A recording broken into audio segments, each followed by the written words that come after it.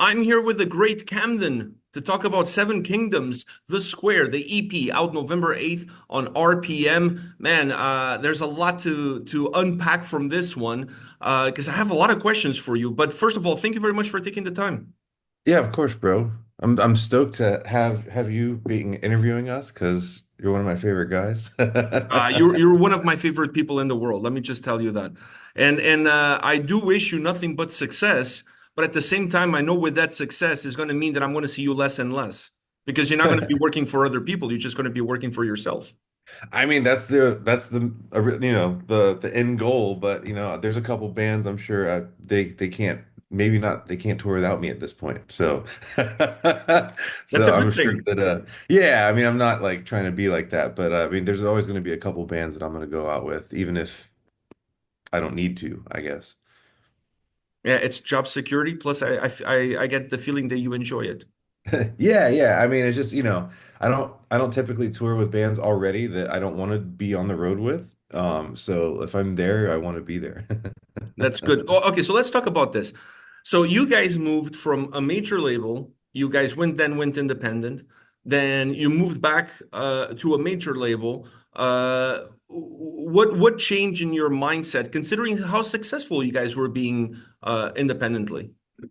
Well, I mean, obviously we went back to we did the crowdfund right before we were with Major Label One. And we were like, oh wow, it works. You know what I mean? So we had that in our back pocket, and then essentially we were still kind of skeptical when we did that last one because it was a re-release of four previous albums. There was nothing new. So there was no like glitz and glamour with them besides them signing us. There was no like, oh, check out the new record, you know what I mean? So it was like here's the re-release. I was like, I need 100 copies of every single album that we have. Can you give them to me? Like, I'll buy them from you because it was either we had to repress everything or I had to find somebody to repress everything. So that was what that deal was like they wanted to repress it. So I was like, sure, like I don't have to spend $10,000 repressing CDs now.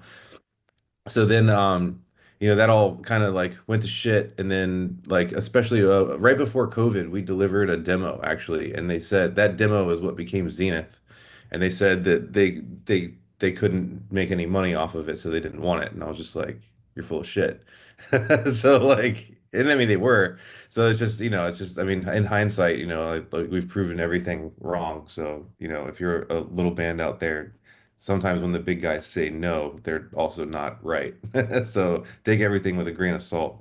But we went back to crowdfunding and it obviously worked. The only problem is we never had the reach that a team can do, but at the same time, we were we were liquid, you know what I mean? Like we had the money to do everything. So even if we're not getting the reach, the shit's paid off and like we're making money on it, you know what I mean? And like that's the end goal at the end of the day is like, to be able to like I bought a steak with music money. Like what is that like? You know what I mean? Yeah, Like I just went to the even paying your grocery regular store. bills. Yeah, yeah. I mean, so like we experienced a little bit of that just because of the crowdfunding and being independent. So it's just like, once you like go to the grocery store and you have that realization that you swipe and you're like, music paid for me to eat this week. Like that really does a lot of like internal changes to like what you want, you know because you got there at least somewhat, you know what I mean? So it's like you don't want to ever step backwards from that.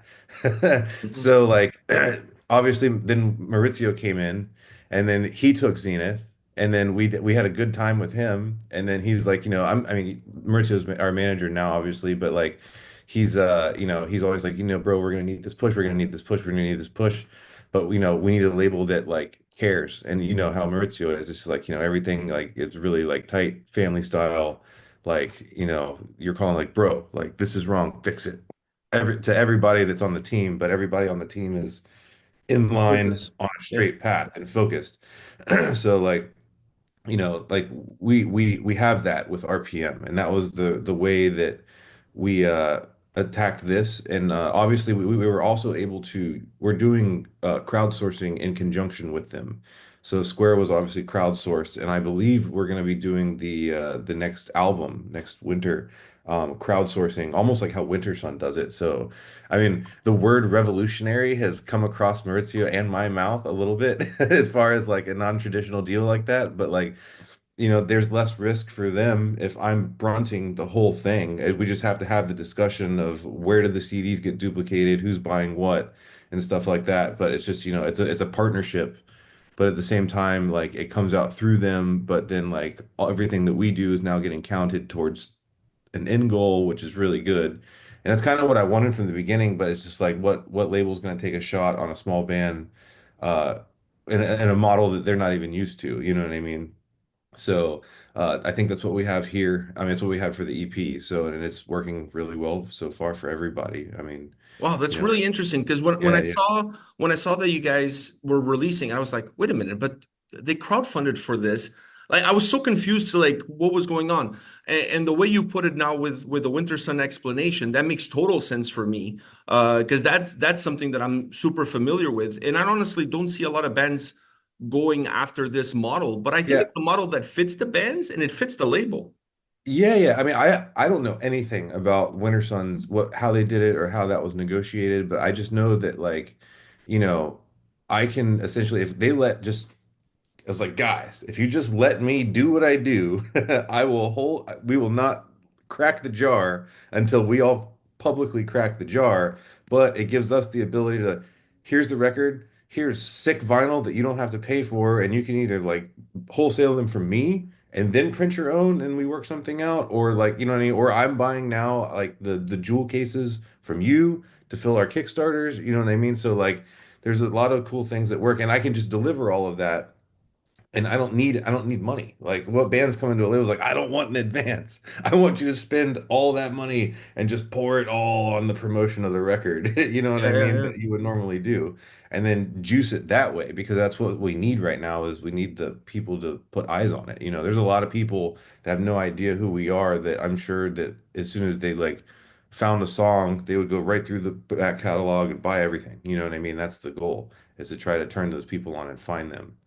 So it's just that takes promotional dollars and time on tour. And that's the part that they can really help you guys with. That doesn't matter how much crowdfunding you do, you're never going to have the reach that the label has in terms of the promotion, the team behind it, and everything that goes with it. I think Oh this is yeah. a win-win situation. Yeah, yeah, I feel the same way. I'm stoked for it. I'm just it's just a matter of just keeping going and doing it. So And speaking of keeping going and doing it, okay, the next question is, do you have a timeline for when you feel like you guys will be releasing your next full-length record? yeah, actually they kind of set up a timeline for us because I think they already went to the orchard and like found the holes of where the availability is.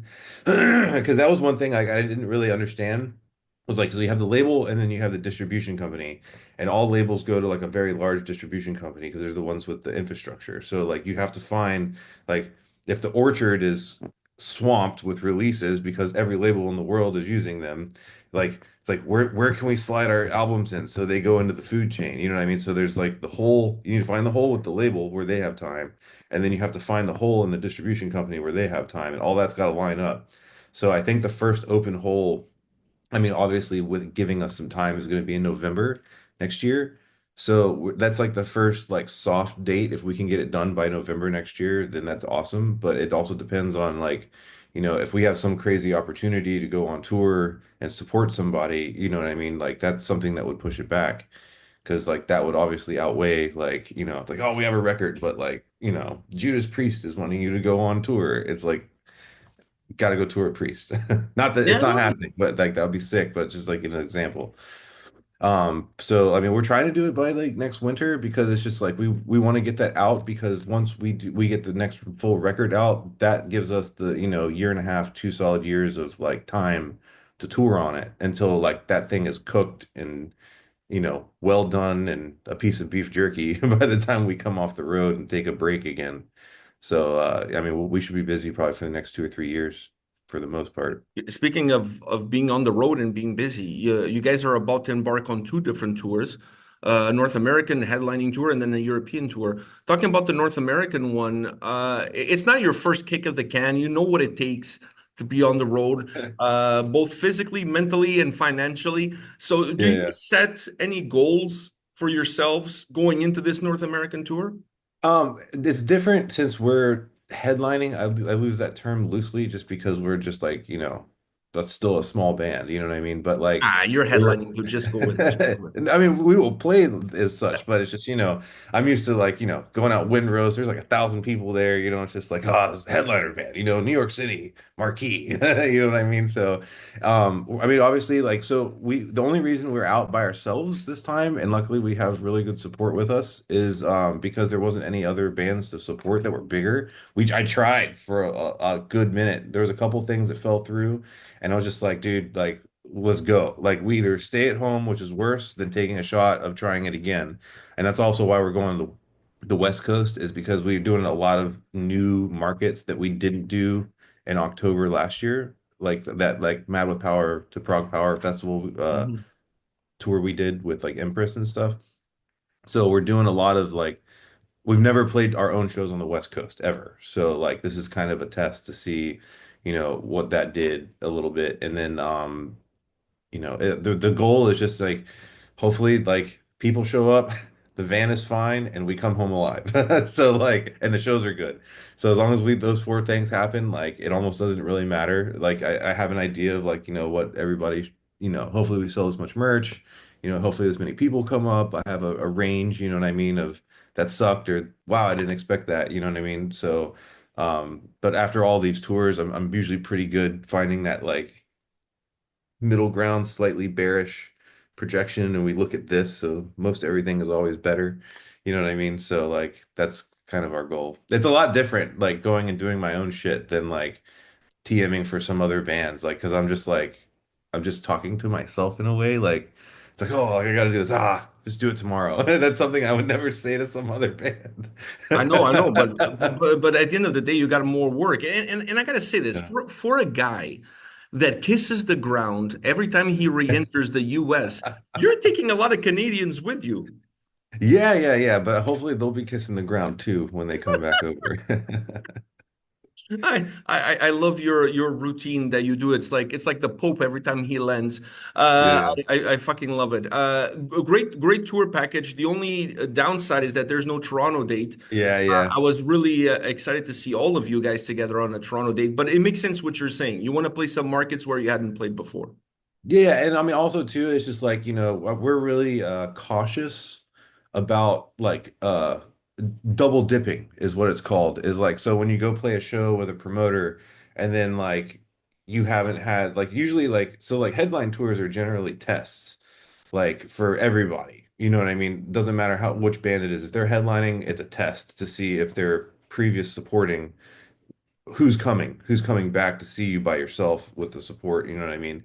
So essentially like we kind of did that in Toronto, in Montreal and Quebec, you know what I mean? So like if you don't typically sometimes as a promoter, I was a promoter for a long time, like especially if you're a smaller band, like you don't want to like come in because you always want to like when you play with the promoter, you always want to do better and then better and then better and then better. And when you're supporting, it's not like the people doesn't matter to you. They're looking at Windrose or somebody else, you know what I mean? It's just like, oh, hey, we're here. Oh, it's so great to see you. Glad to have you.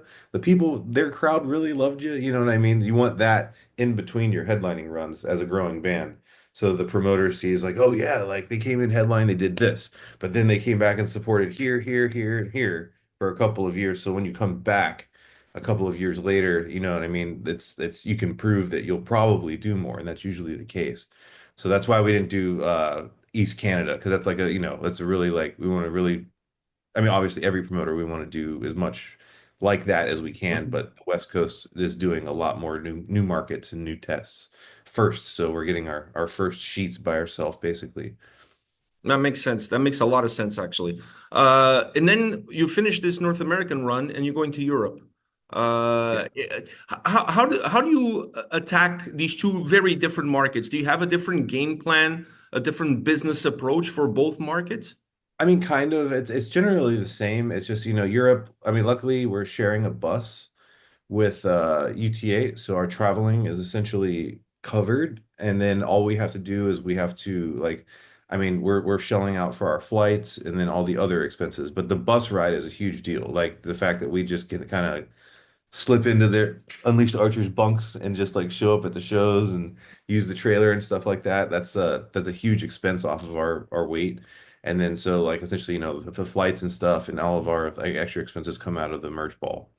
So I mean, and that's awesome. I mean, essentially, like we did two tours in Europe like 9 and 10 years ago. So like even though like we did those, we spent a small fortune doing those. Like it's so long ago that we weren't able to keep that momentum up over there. I mean, it's when we went back with Windrose, it was interesting because like you saw a couple people show up from those, but it was like people there's like we've been waiting for like 10 years for you to come back. But it's not a lot of them, but they're there. You know what I mean? So at least it wasn't for nothing. So essentially like we're reintroduced, as Maurizio calls it, to Europe with the Windrose tour. And then this is to like kind of solidify we've been introduced. And then we move up from this one is kind of how the game plan is more like I think they're going to try to find us more of like a direct support to maybe a smaller headliner after this one. So because then it will have the momentum of these two good tours. So I don't know. He's the mastermind of Europe. I don't really know a lot of stuff about that, but It it's sounds I like mean you're going to have a spreadsheet wise, busy it's about the same. 2025. Yeah, yeah. I mean, I know that we've been applied for a couple festivals over there and a couple other things here, but like, I mean, there's no North American tours planned next year for it all. Everything is focused on Europe. I mean, we've got festivals that we've applied for in the summer, and I think they applied for a tour for us in the fall over there. Um, but also that that depends on when the album comes out and how they want to do that and navigate that. So that's kind of what our focus is. But I mean, like I said, I'm just in line, and I mean, Maurizio's kind of pulling the big strings, and I'm just kind of catching what falls. You know what I mean? And you're doing a very good job at it. Yeah, yeah, yeah. And you're always very business focused because this is your business, this is your livelihood. When you look at the band and you look at everything that the band has done over the years, do you trace out the growth? Do Oh you look yeah, back at any given time and say, okay, on this record, man, oh, look at the growth from this album to this album or from this yeah. release to this release? Because you see the growth on the tour. The growth on the tours might be easier to acknowledge and easy to measure. But do you look at growth musically from record to record? Musically, I mean, honestly, like with the music, we kind of just do what we do. Like, I mean, there's different steps. So, like, record to record, we started increasing the budget a little bit and the amount of time that we have to do stuff. And like, for instance, the next record, we're gonna spend like Jim at Morrisound's been writing like with us essentially. And especially as we go like further, like him, like I lock him and Sabrina in a room for like a week, and then they come up with the vocals. But it's him and her essentially like writing out what it is before we retrack it. You know what I mean? So like that's a big thing that we never. That's like more like the producer style, writing companion kind of thing with someone else that has a lot of experience. So that's one step that I know even Maurizio has talked about it is like having the extra time to have someone with industry knowledge or multiple people with industry knowledge. And I think it might even be like that, where we have an extra week for Jim to like look at the music, the demos, and like kind of look, and do this real quick with like, why don't you try this real quick? And then like we screwed up in the demos, and then he also has the time with Sabrina, and then maybe after all of that we go get like another like overall opinion from somebody, you know what I mean? It's like, hey, like what do you think, are there any ideas that you can fish out? And that's a lot of like bigger artists have the demoing process goes through multiple hands, even though the final say is obviously the band, but like they have a lot, the producer side is something that we've started using a little bit more and more, especially starting with the vocals mostly. But we're looking at the music, it's just like structure, because I mean, power metal, like to us, like we like doing the like one-off bangers, as we call them. Like we're not really a concept band, you know what I mean? But like I just personally I like albums full of singles. Like you know what I mean? I'm just not the kind of person that's gonna like sit there and like read a book like when I listen to music nowadays because I'm too like I'm that guy that most bands probably hate. It's just like the first like 30 seconds doesn't turn me on, like Skip. I gotta turn it off. Next one, what I mean? I need a quick hit in my life, you know what I mean? So like, Powerwolf's kind of like that, you know what I mean? They got like all their songs are like almost like standalone like bangers, you know what I mean? And they got a couple deep cuts, you know, and I like I personally like that model more so than like, here we go. Like this the second track is just like really slow, but it's super deep, but you got to have the story. It's just like I haven't had time to have the story. I'm a typical like You rabid skip the American. foreplay and you just go right straight into the action. Yeah, I need straight into the action. So pretty much that's just I mean, that's probably a character flaw at some point for me, but like that's kind of generally how everybody's built it, and like if there's any connecting, we've been doing it with like, the visual or the artwork, you know what I mean? Because it's easy after everything's completed to be like, like, that's why we had the diamond hand. It's like I can put this, kind of superhero style thing in every scene, you know what I mean? And it kind of ties something together visually. And I like the artwork like more anyways, like when the artwork is kind of connected and like even like how we did the first two music videos. I mean, that was also a budget thing, but like it worked out how they were kind of connected, So it's just like well, we like doing that. It's like was it supposed to be connected in the story or not? And it's just like I'll let them decide. Go ahead and have that debate as long as y'all are talking. Yeah, as long as people are talking about it, that's a good thing. Yeah, And yeah. and and, and speaking of talking, you guys haven't been shy about Keith's struggles. He's not going to be Hmm. on tour with you guys. You guys announced that already. How's he doing? He's good. I mean, he's working through it. I mean, obviously he's had a lot of like personal difficulties in his home life. I mean, not to go so crazy into it, but he went to he developed into an alcoholic, and we're very open with that. Just between everything, I mean, touring, you're always around it. It's so easy to go, and then he was diagnosed. He's got depression, anxiety, and some other like, but like pretty like severe. Like he was diagnosed that they're working on his medication right now. But that's the cause of he found the dopamine uptake in the alcohol. You know what I mean? So like we're trying to get him healthy with his balance up here so he doesn't need all that because at the end of the day it doesn't matter what we do, like he's gonna need it, you know what I mean, because that's the only thing that like makes him feel normal, you know what I mean, is like that. And that's the thing is like he's gone durations of time without it. It's just he just feels better when he drinks, and that's a psychological or like mental health thing that he needs medication for. I mean, he went to rehab. Music Cares paid for rehab for him. He was sober for probably 4.5 months, and then the stress of his home life took him down a couple times, and we're always there to pick him back up and stuff like that. But at the same time, we're the band. I was even telling him is like the band's in a fragile position to where they always talk about the glass ceiling, you know what I mean? Like there's a probably the next couple of years there's going to be several opportunities where they're going to physically place us on that glass ceiling, but we're going to be walking across it holding like cinder blocks in our Mhm. hands. And like if any of us drop the ball, like everything's just going to fall apart, you know what I mean? And that was the kind of metaphor I gave him. It's just like you come back when you can hold the cinder block of stress, and like you can just be strong enough to go through a tour, be in a bus full of alcohol like Yeah, without touching it, you know what I mean? That's tough, that's it's really tough. tough. So it's just we have a plan for him, as long as it takes. I mean, he's our brother. Like that's what I'm saying. Like even if he was like Kevin and I were just like, even if he was out of the band, like for good, and he chose it, he's still gonna be there. You know what I mean? Because like we're gonna go to like Kevin's, and then there's your boy. You know what I Yeah. mean? Like, what are you doing? No, So like, listen, I quit drinking almost a year ago in yeah, December of last year. I quit drinking, so I haven't touched a drip of alcohol since.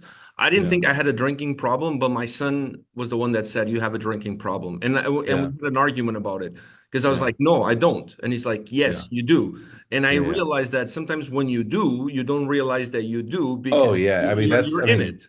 yeah, you're already in it. I mean, it's good. I mean, that you were able to like stop. I mean, it's just like Keith was able to, but then he was not able to. Like, so it's more of the like we were, you know, it's not so much like you have to watch him every day. It's just like when's it gonna happen? Because when it happens, he's gonna be down for a hot second. You know what I mean? Because like it's going to be caused by something else that's not just it's I mean it's him obviously, but it's him mixed with other things. So we're trying to get these other things out of the way. You know what I mean? So Yeah. as these multiple problems are dealt with, then finally you just have Keith at the core. You know what I mean? And that's probably going to be easier to deal with that situation once all the other things are out of the way. You know what I mean? But I mean, he's been in professional help. He's got everybody around him. I mean, and it's just, it's a thing. I mean, he's our we're not like scared, I guess, to like talk about it because it happens to so many people. And, I'd rather people go get help than not, you know what I mean? And I'd No, I rather think what you guys doing is great. I'm hoping at some point, he's going to be the guy that gets somebody else through it because he dealt with it, and he dealt with it really bad. It's more than just the alcohol with him, but like as far as just, I mean, not like drug wise, but like just like his home life, you know what I mean? There's just dealing with just things that he's dealing with in his home. And it's just he's going through it, but he's coming out of it. And I think a lot of the things that stress him out are slowly like things are being not taken away, but we're putting things to the side so he can focus on just like one thing at a time, like deal with this and then move on next and then next and then next and then next. Trying to create we're like the bumpers on like a bowling alley. Yeah, yeah, yeah. Trying to You create some know. balance Yeah. for him. It's I think you guys are doing a great job and shedding some light on it because a lot of people don't really want to talk about it or Yeah. people like I myself who mean, don't yeah, really and I'll see tell the you, I mean, problem. I've been on tour with so many different bands, and like, it's funny because like some of these bands, like I go on tour with, they drink a lot. They drink a lot like every day on tour, but they can just stop and go to bed. You know what I mean? And that's that big fine line that like, I guess some people don't have is they can just stop and then like, yeah, I feel like shit the next day, but like I'm gonna drink again. But then like, they get super hammered, but then they're like, oh, that's my last one. Good night, everybody. And I was just like, damn. Like, man. Like I don't know. I mean, I actually felt, like I mean, when you go to Germany, you know what I mean? It's like there's not a lot of like there's more beer than there is water. So it's just Yeah. like, there's just so many people drinking all the time. Yeah, And it's just, I find for me going to shows for as many shows as I go to, that's the hardest thing because everybody's having yeah, to yeah, yeah. drink. I don't even drink really. Like when I'm at home, like I don't even touch it. But like, I'm in Germany with Windrose, like, shit, you know Yeah, what I mean? it's So, just the way it goes. And speaking of being on the road as a tour manager, how much do you feel like your role as a tour manager has helped you guide the future of your own band? I mean, a lot. I mean, it's interesting because it's just like, I mean, I remember the first tour that we went on in 2010 with Blind Guardian. And like we literally went into the tour and like everything is just so like you look at the whole tour and you're just like, because you have no idea what the hell's about to happen. And now it's just like I know exactly where we're gonna go, what time we need to leave everywhere. So it's just like just having the like you can close your eyes and like see exactly everything what's gonna happen almost is a different it's like a polar opposite feeling, I guess, for me. When I go out on the road, I feel prepared. Like I'm not like scared. It's like, okay, we got to get here and then we got to leave, because of this. You know what I mean? And like I've been around especially North America enough to like I can almost do it with my eyes closed. So it just makes you feel like it's like, oh, that's what I was like, yeah, let's get this done. I want to get home safe. Like that's my main goal now because I know everything else is going to fall in place as long as that happens. So it's just that's really been helpful. And then also like dealing with the bullshit of like logistics with other bands and then like having been through that, whatever it is, I'm prepared for it the next time, like because I've already experienced that. So years of that is really like it just you don't lose your head like with stress as much as you did when you were first starting. You know what I mean? It's just things that were super stressful are no longer stressful the next time you deal with it because you already dealt with it. You already have the solution. You know what I mean? And then also like I've seen a lot of bands like not like grave mistakes, but little things that they do that like should you have done that? Is there a different way? You know what I mean? And like now I put that in play with my own band. because I saw them do it. I saw these other guys do that, and it didn't work out the way, or you know what I mean? If it, like I'm always like say that situation, like man, if it was me, I wouldn't have done that. And then like now's my chance to do Yeah, that. I mean, that is all over great. the world. I mean, it's just like, it's like you see these things and like that's an invaluable thing is just learning, watching other bands make mistakes, big or small, and then knowing that's coming and then not doing it or choosing a different path, you know what I mean? And you have all that experience come to the table before you even hit start, you know what I mean? So it's definitely been a huge, huge help to our band at least, just having me like deal with the bullshit for everybody. You have to get double pay because you're playing guitar, you're tour managing your own band, you're managing everything. There's it's a lot of stress and it's a lot of work. Yeah. But I feel like you I take it all in stride. Yeah, I mean, I have to say I'm stoked for the Europe tour because like I call it, it's just like I'm just gonna be ignorant guitarist Camden like on that tour. Like I Go have to up and sell our play. own, yeah, I have to sell our own merch, which is fine. But like Steph's the TM for that tour and I'm on a bus. So like once we get there, like I just gotta shred and sell merch. Like, you know what I mean? That's a pretty easy job. Like yeah. It's funny. I mean, you know Steph well, right? Mhm. Yeah, I know. I always told him, I was like, bro, like one day, like I don't care if I'm 50 years old, like my dream is to basically wake up on a coach and then Steph wakes me up in bed, Camden, sound check. And I'm just like, oh, like what? Okay. And then I walk, like Steph wakes me up because it's worth his time being there and he's the king, right? And that's the guy I would have hold everything down. And then I walk into the dressing room and then there's like cold Topo Chicos on ice. And it's just like, oh, like, and then you have to go sound check and stuff like that. And then all I have to do is shred. Like, that's my end goal. Like, it's just like, I don't care. Like, how many people are coming, doesn't matter.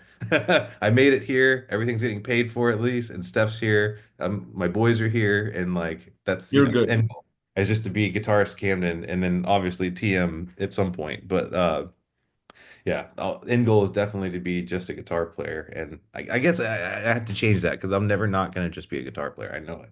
So, but I will not be on the road 6 months out of the year for other people, maybe just a couple. That's great, man. I love hearing what you got to say. Cam, thank you very much for your time, man. It's always a pleasure to see you. It's always a pleasure to talk to you. Wish you nothing but the best on these two tour runs. Hopefully I get to see you in 2025, maybe Yeah, TMing for somebody on the road. But yeah, all the best, man, to you and the yeah. guys. There is a tour I think that's coming. I should be on the road in April and May if it happens. But yeah, I can't say the bands because it's being recorded. But I think I'll be back there in April or May. I'm looking, keeping my fingers crossed. I see you here in April and Right May. on. Take care, Yeah, man. All the man. best. Thank you, bro.